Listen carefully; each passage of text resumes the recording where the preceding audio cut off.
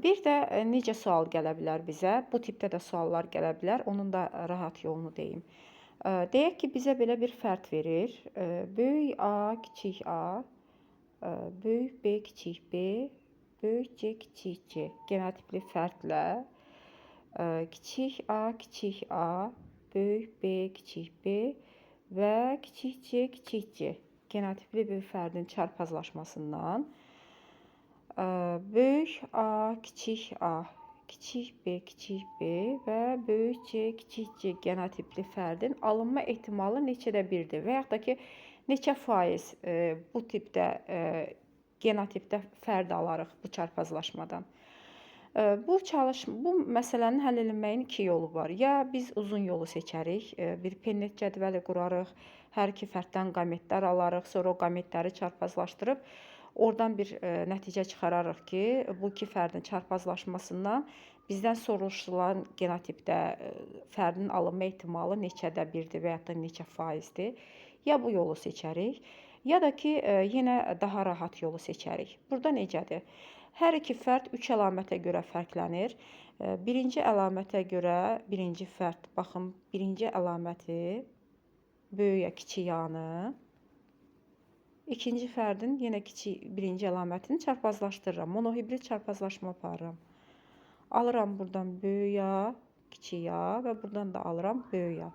Bunları çarpazlaşdıraram. Böyük ya, kiçik ya və kiçik ya, kiçik ya. Bizdən hansı genotipli qameti fərd istəyir? Böyük ya, kiçik A daşıyan. 2-də 1. İkisindən 2 genotip aldıq. İkisindən biri böyük ya, kiçik yanı daşıyır. Daha sonra ikinci əlamətə görə monohibrid çarpazlaşma apararam. İkinci əlamətə görə monohibrid çarpazlaşma nədir? Böyük B, kiçik B çarpazlaşdıraram. Baxın, göstərib bizə böyük B, kiçik B-ni. Monohibrid çarpazlaşma kimi aparıram. Bunu əslində əzbər bilməliyik. Əzbərimizdə qalır onsuz da bu. Amma yenə də mən daha aydın olsun deyə yazıram. Böyük B, böyük B. Sonra bundan bu çarpazlaşır. Alırıq böyük B, kiçik B. Yenə alırıq böyük B, kiçik B-ni və 2 dənə resesiv əlaməti kiçik B, kiçik B. Bizdən nə soruşur? Deyir ki, həmin alacağımız genotip soruşacağı genotipdə olan fərdin ikinci əlaməti 2 kiçik B-lərdir. Neçə genotip aldıq? 4 genotip aldıq. Ondan neçəsi kiçik B-ni daşıyır? 4-dən biri. Yazıram 4-dən biri. Və